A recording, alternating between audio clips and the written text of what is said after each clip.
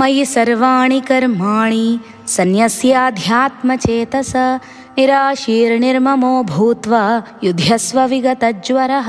ఓ అర్జున, నీ చిత్తాన్ని పరమాత్మయందు నిలిపి కర్మలను అన్నింటినీ ఆధ్యాత్మిక చిత్తంతో ఆ పరమాత్మకు అర్పించి ఆశ, మమకారం, మమత, అనురాగం మొదలైన ఆశాపాశాలను వదిలిపెట్టి క్షత్రియ ధర్మమైన యుద్ధం చెయ్యి.